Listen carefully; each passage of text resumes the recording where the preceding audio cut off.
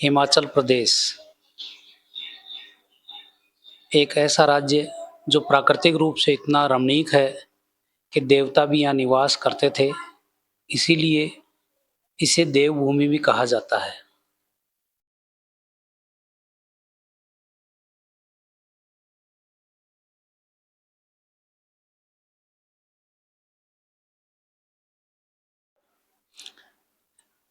ऐसे ही स्थानों को देखने के लिए मैं राजेंद्र फोगाट अपनी टीम के साथ जयपुर से निकला हूँ।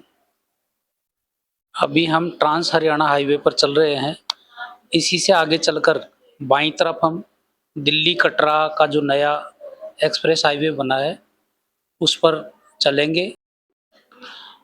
अब हमने दिल्ली कटरा हाईवे ले लिया है और हम जा रहे हैं डलहौजी, खजियार, धर्मशाला और मैक्लोडगंज की यात्रा पर। यह दिल्ली कटरा हाईवे अभी पूरा बना हुआ नहीं है, लेकिन हम ये देखना चाहते थे कि ये कैसा बना हुआ है। आप देख रहे हैं कि ये बहुत ही अच्छा बना हुआ है। अभी इस पर ट्रैफिक भी बहुत कम है। हमने ये यात्रा जयपुर से दोपहर 3 बजे बाद शुरू की थी और हमारा टारगेट आज का ये है कि हम लुधियाना तक आज पहुंचेंगे और वहां पर आराम करेंगे। कल सुबह आगे की यात्रा शुरू करेंगे।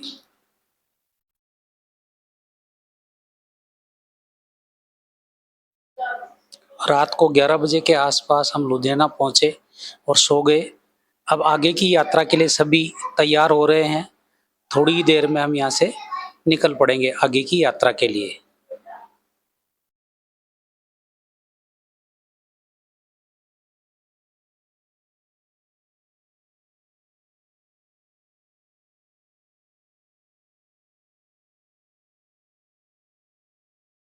पठानकोट से डलहौजी के रास्ते में सड़क के दोनों ओर आम और कैरियों के खूब सारे पेड़ लगे हुए थे।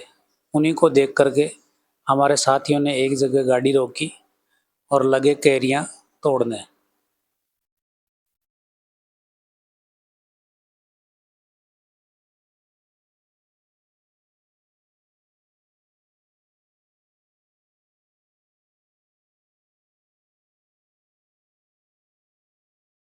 इन कैरियों को टेस्ट भी कर रहे हैं साथ साथ में। बहुत अच्छी लगी।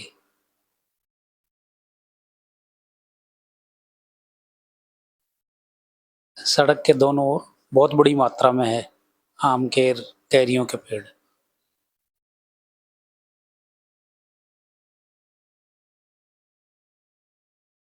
रास्ते में ये नज़ारे भी देखने को मिले।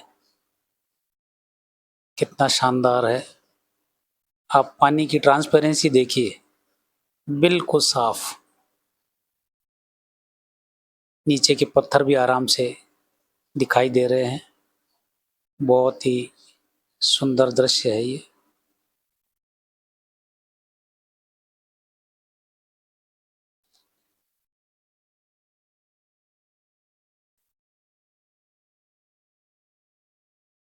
रास्ते में ऐसे मनमोहक दृश्यों के बीच में एक दृश्य कुछ ऐसा भी नजर आया, एक दुर्घटना।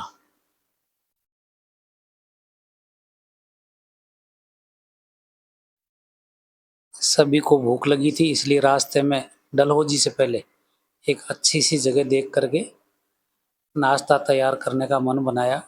और आप देख सकते हैं सभी पूरे जोश के साथ लगे हुए हैं। खुले वातावरण में प्रकृति के नीचे बैठ करके ये सब करना बहुत ही अच्छा लगता है। सभी अपने अपने काम में जुटे हुए हैं।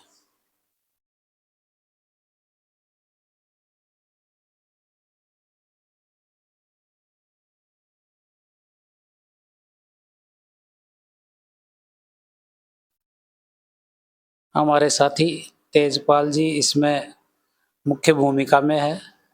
साथ में सुनील जी उनका सहयोग कर रहे हैं। मैं भी सहयोग में लगा हुआ हूँ। सभी मिलजुल करके काम कर रहे हैं। देखिए सुनील जी कितने जतन से प्याज, मिर्ची और टमाटर काट रहे हैं।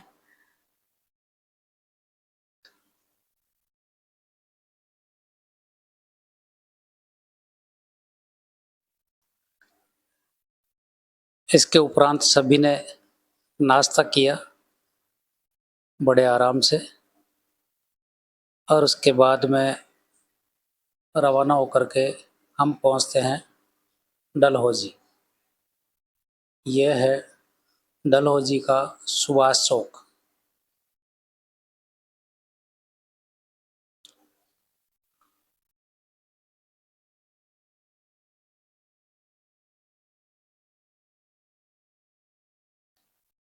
यहाँ पर सुभाष चंद्र बोस की एक प्रतिमा भी लगी हुई है और यहाँ से डलहौजी का जो घाटी है उसका एक अच्छा व्यू नज़र आता है।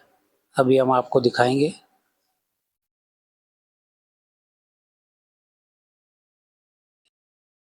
देखिए, यहाँ से पूरी घाटी का एक विहंगम दृश्य नज़र आता है। अभी किसी ने बताया कि अभी थोड़ा धुंधल का है वातावरण में, नहीं तो पीछे की पहाड़ियों के बाद में धौलाधार की जो पर्वत श्रृंखला है वो भी यहाँ से दिखाई देती है।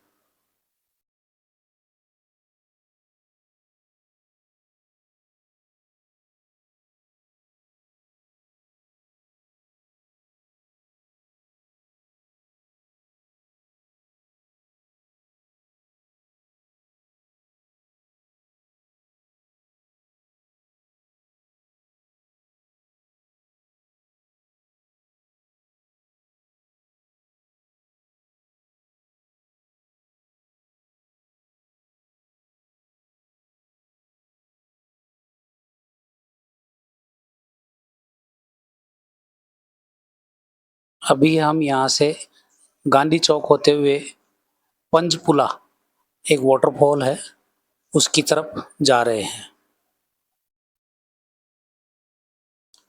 यह है पंचपुला का मेन मार्केट।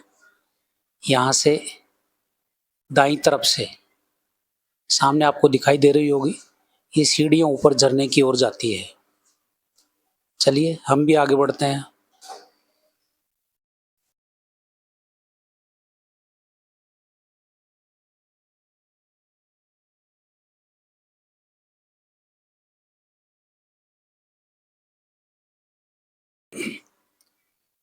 सीढ़ियाँ ज़्यादा नहीं, लगभग 50-60 के आसपास है और आसानी से इन तक पहुँचा जा सकता है। कोई ज़्यादा चढ़ाई भी नहीं है।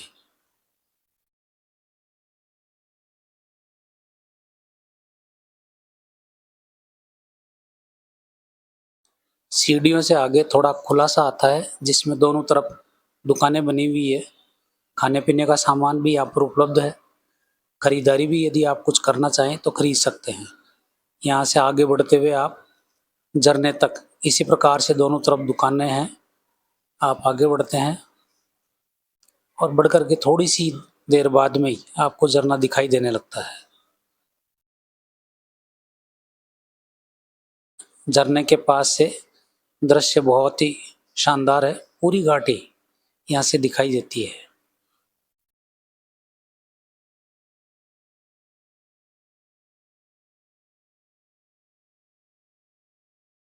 यहाँ पर बैठ करके आप चाय पानी का भी आनंद ले सकते हैं।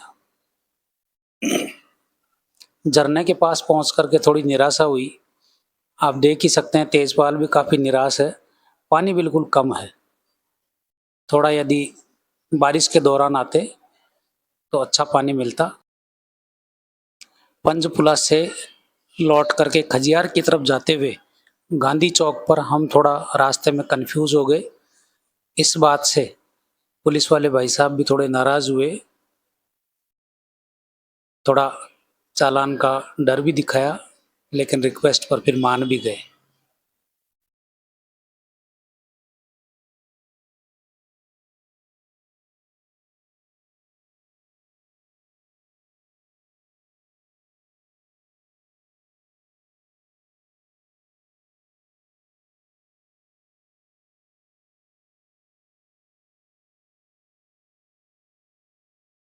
डलहौजी से काला टॉप की तरफ जाते हुए रास्ते में इस प्रकार के शानदार व्यू नज़र आए। हमने भी ठहर करके थोड़ा इनका आनंद लिया।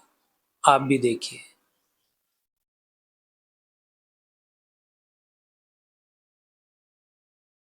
बहुत ही शानदार व्यू है।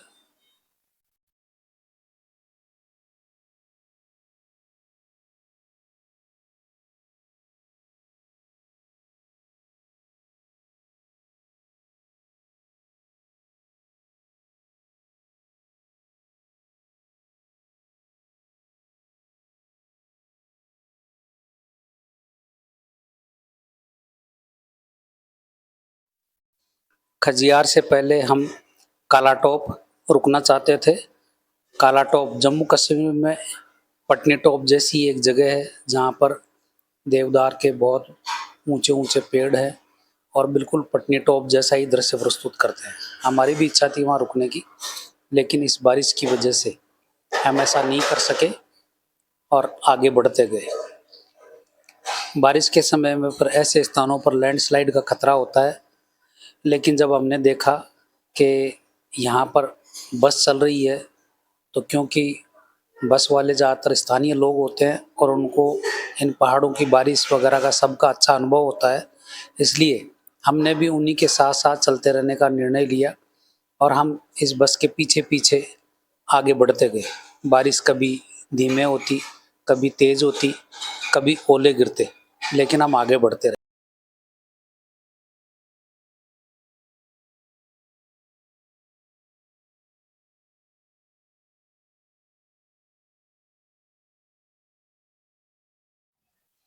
अभी हम खजियार पहुंच गए हैं और होटल में हमने रूम ले लिया है।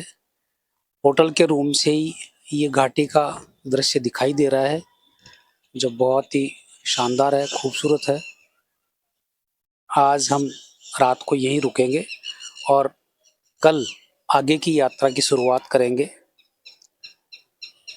यदि आपको वीडियो पसंद आया हो तो लाइक करें, शेयर करें और सब्सक्राइब करें। बाकी यात्रा कल जारी रहेगी। Thank you.